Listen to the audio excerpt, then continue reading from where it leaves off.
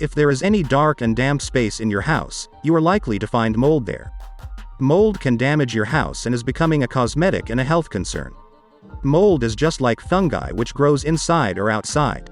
Mold that grows outside is essential for the ecosystem as it helps to break down the animal and plant matter. But the mold that grows inside is problematic. The molds which often are found indoors include Cladosporium, Penicillium and Aspergillus. All of these are different appearance-wise and are found in many different colors. Some other mods which are not so common but can still be found in our houses are Alternaria, Oreobasidium, Stachybotrys chartarum and Trichoderma. All of these differ in appearance while they all exist in a variety of colors. Molds can be found anywhere in the house. On carpets, fabrics, wooden furniture, bathrooms, attics, basements, everywhere. Having mold in your home won't necessarily make you sick, but it does have the potential to cause certain health issues. If you are facing symptoms such as runny nose and congestion, eye irritation, sneezing, coughing, sore throat and skin rash, you might have mold in your house. Mold can be black, white, spotted, powdery, cottony, velvety or any other type. Because of such a variety of molds, it is difficult to differentiate between molds and an old dirt stain. Here's how to tell if it could be a sign of a mold problem. Filled circle, it has a musty, earthy smell. Filled circle, there's a nearby source of moisture, but not much light. Filled circle, a drop of bleach lightens its color in a minute or two. Filled circle, unchecked mold will continue to grow. Dirt and old stains won't. Molds are very common. Every 1 out of 6 houses is affected with mold. But how do they get indoors?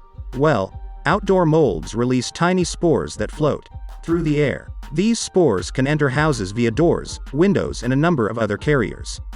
Molds usually start off with a spot, but they grow very quickly. Usually, mold spores grow in spaces with moisture.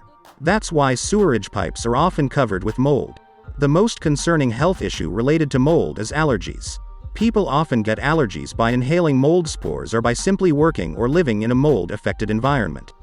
If you are facing mold symptoms, let a doctor know. It is hard to tell without skin or blood tests that the symptoms you are facing are really of mold or due to something else. Mold-related allergies are normally treated with anti-allergy medications and allergy shots in the worst case. Some people already suffering with a lung disease or other breathing-related infection can be at a risk of severe harm due to mold.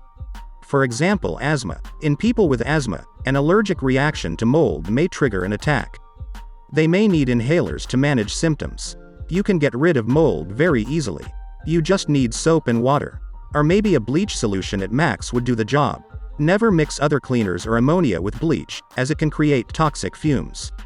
Use a brush to scrub mold off surfaces, making sure you get it all.